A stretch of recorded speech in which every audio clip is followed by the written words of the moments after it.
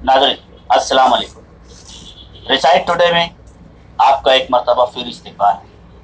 हम बासलाहियत मालेगांव, मेरा अज़्म मेरी पहचान, मेरा अज़्म मेरी पहचान। इस एपिसोड में हम आपके सामने एक ऐसी शख्सियत से मुलाकात करेंगे जो बहुत ही कम अरसे में अपनी शायरी की वजह से दुनियाए अदब के बादल पर बड़ी तेज़ी से चमक पैदा कर रही। मालेगांव शहर शेर और अदब की दुनिया में एक अपना ख़ास मकाम रखता है। पूरी दुनिया में मालेगांव के शोरा की बड़ी ही और उदबा की बड़ी ही कद्र की जाती है, मगर यहाँ पर मालेगांव शहर में ख़वातीन शायरात की बहुत कम तादाद है, लेकिन जो भी हैं वो अपने फ़नकार, अपने कलाम, अपने अशार की बदौलत एक पहचान बनाए हुए हैं।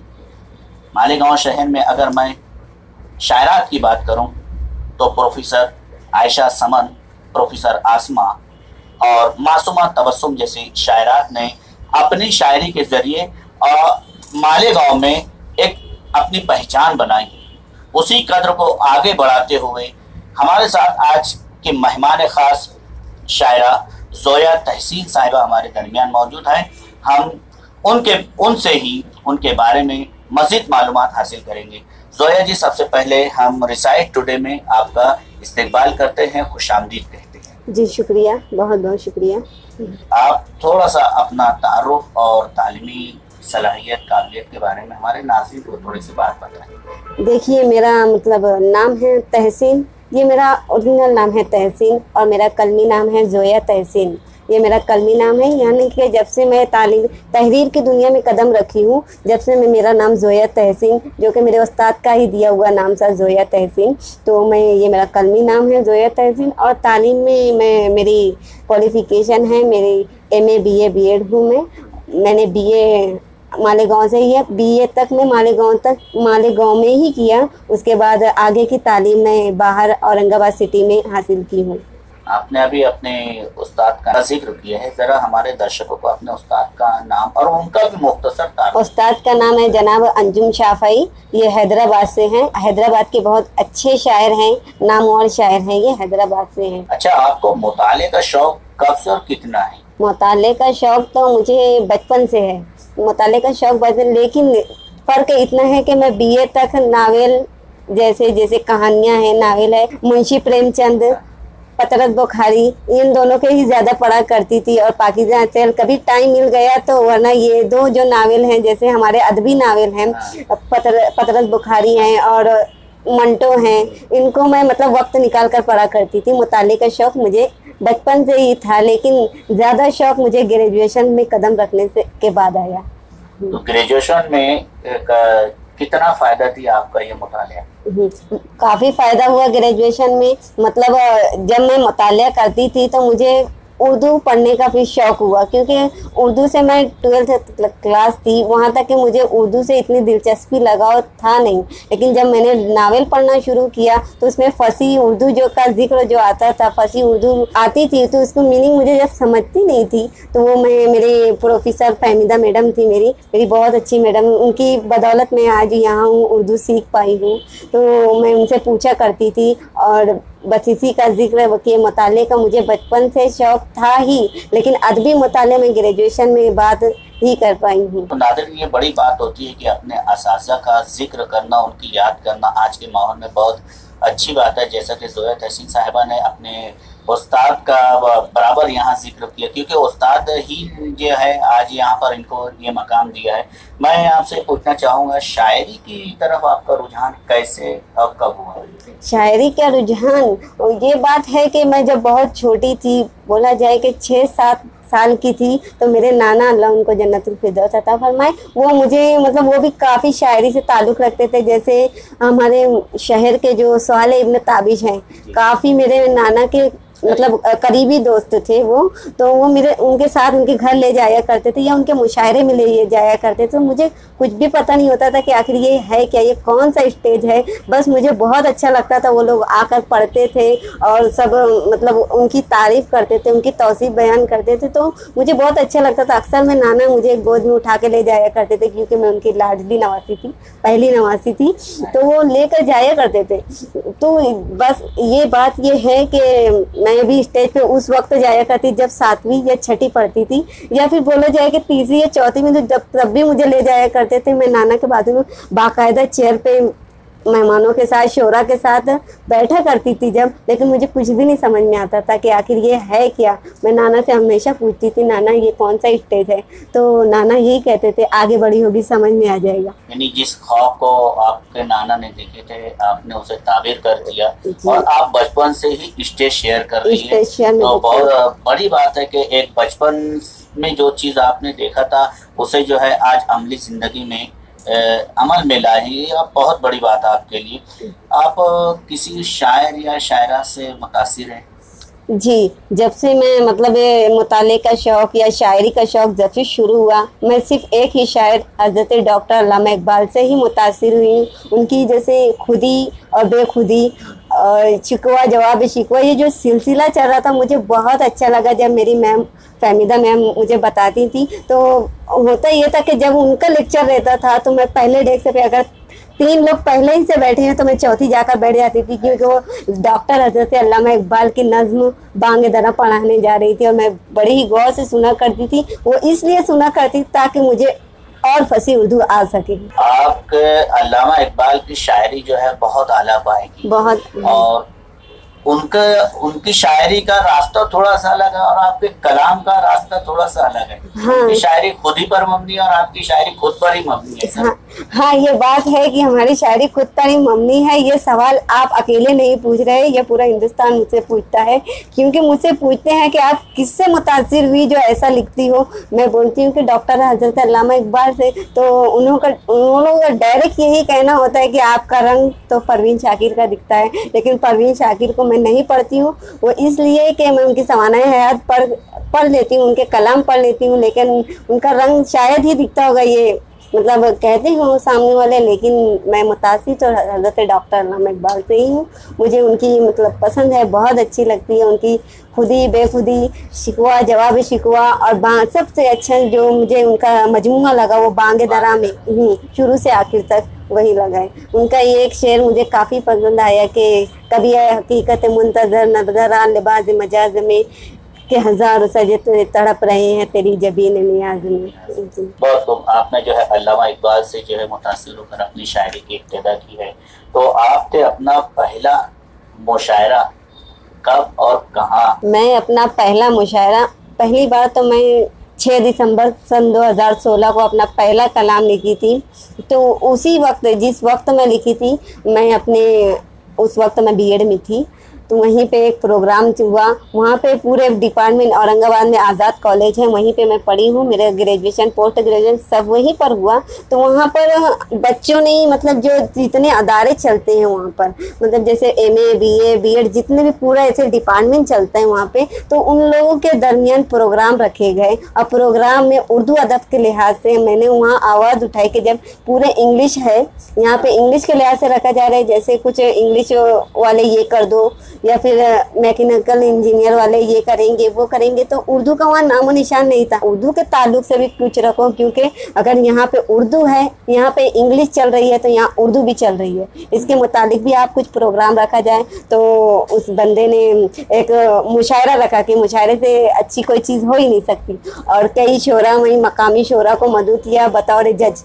वो प्रोग्राम ऐसा था कि उसमें इनामात दिए जाएं बच्चों को, फर्स्ट सेकंड थर्ड ऐसा होता था, क्योंकि वो मेरी तालीमी दुनिया थी वो।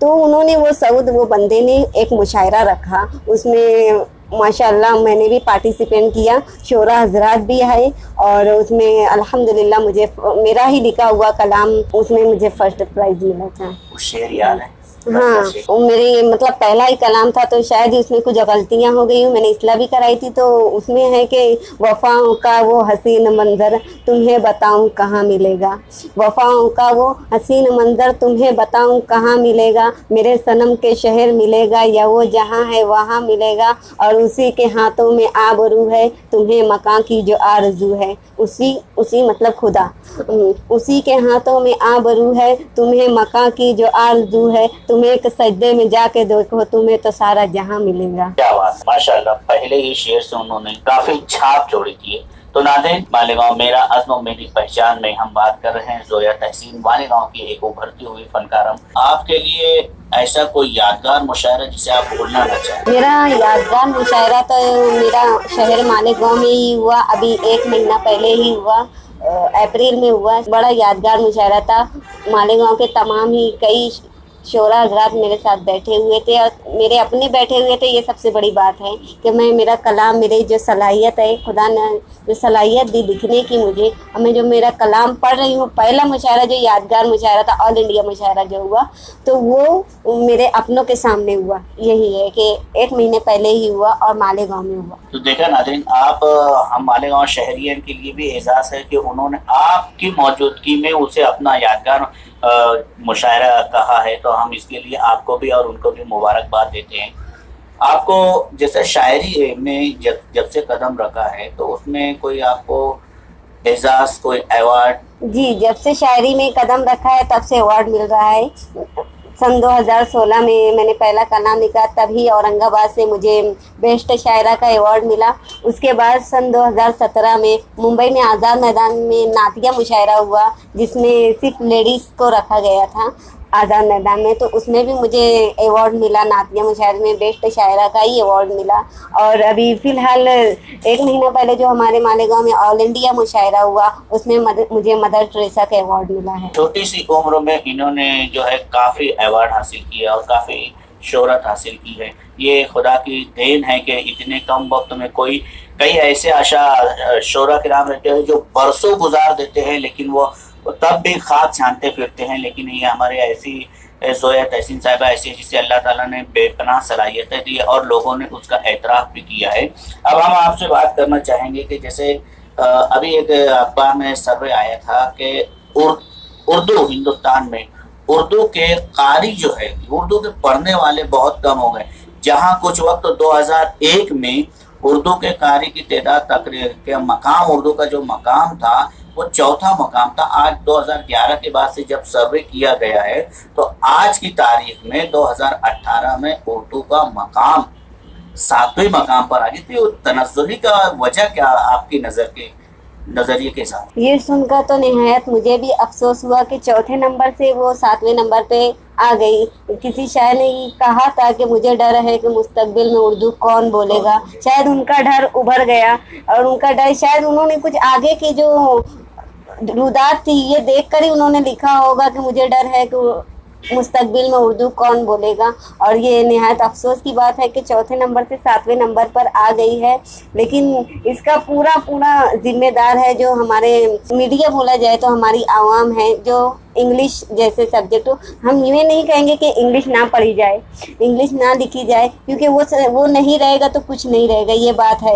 महाराष्ट्र में तो मराठी और हिंदुस्तान में या कहीं भी पूरे आलम हो तो इंग्लिश तो है, लेकिन ये 4थे नंबर से 7वें नंबर का जो सिलसिला शुरू हुआ, ये तो निहायत अफसोस की बात है। क्योंकि अगर उर्दू नहीं होता, ये बात है कि लोग यही कहते हैं कि बाज़ औक़ात आपने देखा होगा कि अब बहुत से बच्चे, बहुत या फिर 99 बच्चे अगर किसी कोर्स में ले रहे हैं तो वो इंग्लिश में ही ले रहे हैं। चाहे हमारा शहर हो चाहे दूसरा शहर हो, इंग्लिश में ही कोर्सेज कर रहे हैं। वो इसलिए कि उर्दू से उन्हें अब लगाव नहीं रहा। लेकिन लोगों का ये भी कहना है, बाज़ लोगों का, कि उर्दू हमें रोटी नहीं देती। उनका मतलब ये कि उर्दू से हमें रोज़ी नहीं मिलती। लेकिन आपकी उम्दा मिसाल सामने है कि उर्दू रोज़ी नहीं मिलती, लेकिन इज़्ज़त और शोहरत तो मिलती है ना उर्दू से। बहुत सही बात है कि इज़्ज़त और शोहरत तो है।